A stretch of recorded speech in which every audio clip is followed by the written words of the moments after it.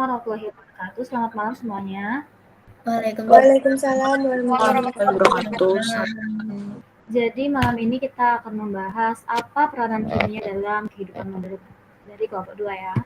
Jadi apa itu ilmu kimia? Ilmu kimia itu dapat diartikan sebagai ilmu yang mempelajari rekayasa materi, yaitu mengubah suatu materi menjadi materi lain. Sedangkan secara luas, ilmu kimia itu dapat diartikan sebagai ilmu yang mencari jawaban atas pertanyaan apa, mengapa, bagaimana gejala-gejala yang berkaitan dengan komposisi, struktur, sifat, perubahan, dinamika, dan energetika zat, atau ilmu yang mempelajari struktur dan perubahan materi beserta energi yang menyertainya. Jadi, mengapa kita perlu mempelajari ilmu kimia? Seperti yang kita tahu, ilmu kimia itu sangat berkembang pesat seiring berkembangnya zaman, sehingga menghasilkan produk-produk yang bermanfaat dalam kehidupan manusia, seperti bahan bakar bensin, yaitu pertama, terus shampoo, pasta gigi, sabun, dan masih banyak yang lain. Oleh karena itu, perlu bagi kita untuk mempelajari bagaimana peranan ilmu kimia dalam berbagai bidang di kehidupan, khususnya kehidupan modern saat ini. Nah, apa saja sih peranan kimia dalam kehidupan? Nah, peranannya itu dapat dibagi menjadi beberapa bidang, yaitu yang pertama ada bidang kesehatan, pertanian, bidang energi, pangan, sandang juga ada, terus industri kecantikan. Yang pertama bidang kesehatan. Apa sih peranan kimia di bidang kesehatan? Jadi contohnya tuh seperti obat. Obat tuh contoh peranan bahan kimia yang digunakan untuk mencegah, meringankan, atau menyembuhkan penyakit. Obat diproduksi dengan cara mencampurkan berbagai macam bahan kimia yang diracik dengan takaran tertentu, sehingga dibutuhkan keterampilan khusus dan penguasaan ilmu kimia yang dinamakan dengan ilmu kimia farmasi. Selain itu, ilmu kimia dapat digunakan untuk mendiagnosis pasien. Terdapat juga alat-alat kedokteran yang menerapkan ilmu kimia. X-ray merupakan alat kedokteran yang digunakan untuk mendapatkan gambar bagian dalam tubuh seperti tulang atau organ dalam. Nah, X-ray juga memanfaatkan cabang ilmu kimia, yaitu kimia inti yang membahas mengenai atom dan isotopnya. Selanjutnya ada di bidang pertanian. Contoh zat kimia beracun yang ada di bidang pertanian tuh pestisida yang dapat membunuh hama. Nah, pestisida ini sangat bermanfaat bagi para petani. Penggunaan pupuk dan pestisida sebaiknya tidak dilakukan secara berlebihan karena hal tersebut dapat mencemari tanah dan mengganggu kesehatan manusia. Selain itu, contoh peranan kimia dalam bidang kimia itu ada pada pupuk anorganik yang terbuat dari bahan kimia. Contohnya nitrogen, fosfor, kalium yang melalui proses kimia dalam industri. Selanjutnya ada di bidang energi. Nah, contoh kimia dalam bidang energi itu nuklir. Tapi ini bukan nuklir bom ya. Nuklir yang digunakan tuh yang diambil tuh energinya. Jadi energi yang dihasilkan dari nuklir itu dapat dimanfaatkan untuk menghasilkan listrik. Nah, energi listrik dapat dihasilkan dari proses reaksi inti atom yang dikenal dengan pembangkit listrik tenaga nuklir. Reaksi nuklir merupakan reaksi antara inti atom yang tidak stabil sehingga inti atom akan terbelah dan menghasilkan energi. Nah, selanjutnya ada bidang pangan. Kimia dalam bidang pangan tuh memiliki peran yang sangat besar ya dalam kehidupan pangan. Dalam bidang pangan, mulai dari kemasan, penyedap rasa, pengawet, dan masih banyak lagi. Banyak produk-produk makanan instan yang memanfaatkan ilmu kimia dalam pengawetan.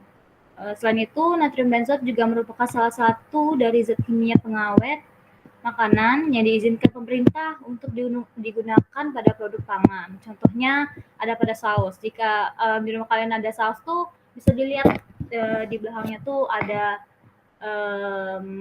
kandungan natrium benzoat. Terus penggunaan bahan pengawet yang tidak sesuai itu juga bisa menyebabkan resiko bagi tubuh kita, yaitu penyakit seperti kanker. Nah, karena itu perlu kita mempelajari ilmu kimia dan peranannya dalam kehidupan sehari-hari agar kita tahu bahayanya gimana, reaksinya gimana pada diri kita. Nah, selanjutnya ada di bidang industri kecantikan. Salah satu peranan kimia di kehidupan juga sebagai produk kecantikan. Contohnya retinol atau vitamin A. Jadi retinol ini adalah bagian dari vitamin A ya. Nah, itu tuh senyawa yang memiliki cincin sikloheksinil. Retinol itu juga dapat mengurangi jerawat dan dapat mengatasi pigmentasi pada kulit. Retinol tidak diizinkan digunakan untuk orang hamil karena dapat mengakibatkan masalah pada janinnya. Nah, penggunaan retinol tuh yang memuaskan tuh hanya digunakan untuk 2 minggu. Jadi nggak rutin 2 minggu gitu ya. Terus juga kelebihan penggunaan retinol itu dapat mengembalikan kulit yang mempunyai jerawat atau kekurangannya. Nah, tapi ya kekurangannya tadi nggak bisa digunakan untuk ibu hamil. Tapi ada efek samping juga gitu. Nah, bisa membuat kulit mengelupas, terus bisa membuat iritasi. Kalau misalnya kita tuh salah menggabungkan kandungan retinol dengan kandungan yang lain. Contohnya tuh kalau misalnya kita menggabungkan retinol dengan vitamin C itu bisa membuat kulit iritasi. Terus kalau misalnya kita menggabungkan retinol dan skincare yang ada bahan AHA, bahkan ada BHA, itu bisa buat kulit mengelupas, guys. Nah, jadi itu kenapa kita tuh perlu mempelajarin peranan ilmu kimia dalam kehidupan sehari-hari. Oke, terima kasih. Dan saya bertanya setelah mendengar penjelasan dari Saudara Bening. Tadi dijelaskan bahwa bahan kimia juga berperan penting dalam industri kecantikan. Pertanyaan saya adalah, bagaimana bahan kimia pada retinol bekerja untuk mengembalikan kulit yang mempunyai jerawat? Terima kasih. Baik, izinkan saya menjawab pertanyaan dari Syahira. Jadi, retinol itu merupakan turunan vitamin A generasi pertama yang mempunyai sifat fisik kimia yaitu berupa cairan berwarna kuning, memiliki kelarutan yang rendah atau sulit larut dalam air, tetapi larut dalam pelarut organik.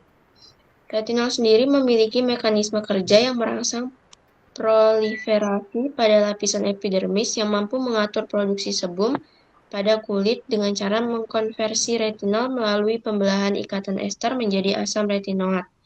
Retinol ada dua jenis, yaitu retinol topikal dan oral. Untuk penyembuhan jerawat sendiri itu kita menggunakan retinol jenis topikal yang mempunyai aksi kerja yang mampu melancarkan proses keratinosit pada folikel kulit dan hiperproduksi sebum pada kelenjar sebaceous sehingga memengaruhi produksi mikroorganisme bakteri Propionibacterium acne yang dapat mengganggu masuknya obat melalui folikel rambut pada lapisan kulit. Terima kasih. Oke, di kesempatan kali ini saya akan menjelaskan kepada Anda semua tentang sifat fisik molekul obat. Nah, yang ini ada dasar-dasar fisika farmasi. Ilmu farmasi berhubungan erat dengan bagaimana bahan obat diformulasi berdasarkan sifat fisiknya supaya menghasilkan formula obat yang sesuai standar. Sedangkan ilmu fisika mempelajari sifat fisika dari suatu obat sebagai dasar dikembangkannya berbagai macam bentuk sediaan obat berdasarkan sifat fisik obat yang diamati. Nah, sifat fisik molekul obat ini bisa ditinjau dari sifat organoleptik. Sifat fisik ini diamati secara organoleptik untuk melihat secara umum bentuk dari bahan obat. Ciri-ciri fisik ini berkaitan dengan formulasi, bentuk sediaan, kestabilan, efektivitas, dan keamanan. Warna menggambarkan tingkat kesegaran, tingkat keamanan, dan kematangan suatu produk. Warna pada obat memberikan ciri khas dari obat untuk dikenali. Nah, contohnya itu ada parastamol. Parastamol kan warnanya putih ya, sedangkan karbon warnanya tuh hitam. Asam salisilat memiliki warna yang sama dengan parastamol, sehingga dimungkinkan akan tertukar gitu. Sehingga diperlukan identifikasi fisik lainnya untuk membedakan keduanya. Parastamol itu memiliki rasa yang pahit, sedangkan asam salisilat memiliki rasa asam. Jadi, kita membedakannya itu dengan warnanya. Warna parastamol itu putih dan asam salisilat itu berbeda dengan parastamol. Ini bisa dibedakan dari perbedaan bau. Bau itu menjadi salah satu sifat fisik dari molekul obat karena setiap bahan obat memiliki bau yang khas. Contohnya itu adalah mentol. Mentol itu kan digunakan sebagai bahan aktif. pada sediaan salep, balsem, krim, maupun gel yang memberikan rasa dingin memiliki bau yang khas. Berbeda dengan metil salisilat yang tidak berbau, namun berkhasiat untuk melemaskan otot. Lalu ada sifat fisik molekul obat ditinjau dari kelarutan obat. Nah, kelarutan molekul obat itu dipengaruhi oleh ikatan-ikatan yang ada di dalam molekul obat, seperti ikatan kovalen dan ikatan hidrogen. Semakin banyak ikatan kovalen yang ada, maka sifat molekul cenderung memiliki kelarutan dalam pelarut organik menjadi tinggi. Sedangkan ikatan hidrogen pada molekul obat akan mempengaruhi titik didih dan titik lebur yang semakin tinggi. Seperti hal senyawa kimia lainnya, obat itu memiliki kelarutan dalam lemak dan air. Kelarutan obat yang rendah akan mengakibatkan laju disolusi menjadi rendah dan menyebabkan absorpsi obat menjadi kurang sehingga bioavailabilitas juga rendah. Terus ada sifat fisik molekul obat ditinjau dari kelarutan obat. Kelarutan obat sangat penting karena berhubungan dengan respon biologis. Obat dibuat dosis yang lebih tinggi jika kelarutan dalam airnya rendah pada sediaan oral. Nah, klasifikasi kelarutan obat itu dibedakan menjadi beberapa bagian. Yang pertama itu dipengaruhi oleh ukuran partikel. Pengecilan ukuran partikel memiliki tujuan untuk memperluas bidang penyerapan. Suatu bahan akan mudah terlarut jika luas permukaan bahan tersebut diperbesar. Luas permukaan yang luas menyebabkan interaksi antar molekul menjadi lebih tinggi, sehingga kelarutan menjadi tinggi. Contohnya itu adalah obat tablet ya guys. Obat tablet itu kan sukar larut dibandingkan dengan obat yang berbentuk puyer. Hal ini disebabkan karena obat tablet itu memiliki luas permukaan yang lebih rendah dibandingkan obat yang berbentuk puyer. Yang kedua itu ada dipengaruhi oleh pH.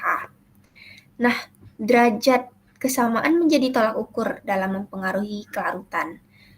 Hal ini tuh terjadi karena adanya sejumlah ion yang mempengaruhi pH. Misalnya, peruraian molekul yang menghasilkan ion H+.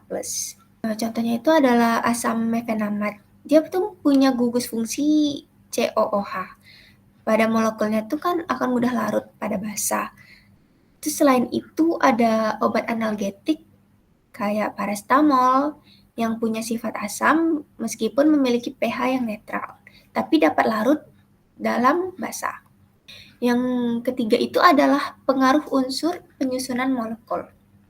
Jadi unsur penyusunan molekul obat ini mempengaruhi kelarutan obat. Semakin tinggi kandungan organik pada molekul obat, maka semakin kecil kelarutan pada pelarut yang polar. Upaya yang dilakukan ini bisa dengan membuat kompleks larut dalam air. Jadi molekul obat yang memiliki kelarutan yang rendah di dalam air dibuat kompleks dengan senyawa lainnya tanpa mengubah bentuk dari molekul obat tersebut. Contohnya itu adalah glimpiride yang dibuat kompleks dengan beta-siklodextrin yang menghasilkan kompleks yang lebih larut air sehingga dapat dibuat sediaan oral. Lalu yang keempat itu adalah pengaruh ikatan molekul. Jadi di ikatan molekul pada obat itu akan mempengaruhi kelarutan. Ikatan tersebut itu seperti ikatan kovalen, ikatan ion, ikatan hidrogen, dan ikatan dipol-dipol.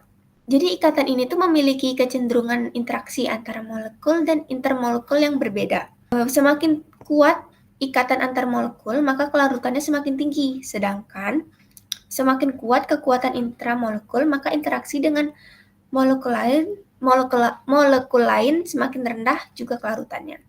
Yang keempat ini ada sifat fisik molekul obat ditinjau dari titik didih. Titik didih merupakan suatu keadaan suatu bahan akan mulai meninggalkan fase cairnya menjadi uap. Titik didih menjadi salah satu ciri fisik suatu molekul obat karena setiap obat itu memiliki titik didih yang berbeda-beda sesuai dengan bentuk molekulnya. Sesuai dengan bentuk molekul, ikatan di dalam molekul, dan ukuran molekulnya. Jadi titik didih ini juga dipengaruhi oleh berat molekul yang ada di dalam struktur obat. Semakin tinggi berat molekul, maka titik didih semakin tinggi. Berat molekul semakin besar ketika terjadi penambahan jumlah atom-atom yang terikat pada molekulnya. Lalu yang kelima ini adalah sifat fisik molekul obat ditinjau dari titik lelehnya. Jadi titik leleh itu merupakan suhu di mana suatu bahan berubah dari fase padat menjadi fase cair. Titik leleh menjadi salah satu parameter fisik molekul obat sebagai langkah awal identifikasi obat. Titik leleh dipengaruhi oleh bentuk dari molekul obat, ikatan molekul, dan ukuran molekul. Oke, sekian penjelasan dari saya. Apakah ada yang ingin bertanya? Izin untuk memberikan pertanyaan Ya, silakan Alexa. terkait materi yang telah dipaparkan. Saya ingin bertanya, bagaimana sih hubungan kelarutan obat yang dipengaruhi unsur penyusunan molekul dan contoh seperti apa yang dipengaruhi oleh unsur penyusun molekul? Sekian dari saya, terima kasih. Ya, sama-sama. Ada lagi? Baik, jika tidak ada, akan saya tutup pertanyaannya. Jadi sebelum saya menjawab Alexa Wilnov, apakah ada yang ingin membantu saya untuk menjawab pertanyaan saudari Alexa? Saya, Ya, silakan Naisha. baik, saya akan bantu saudari Nabila untuk menjawab pertanyaan dari Alexandra. Unsur penyusun molekul obat mempengaruhi kelarutan obat. Seperti yang dijelaskan saudari Nabila tadi, semakin tinggi kandungan organik pada molekul obat, maka semakin kecil kelarutannya pada pelarut yang polar. Prinsip ini dikenal dengan like dissolve like.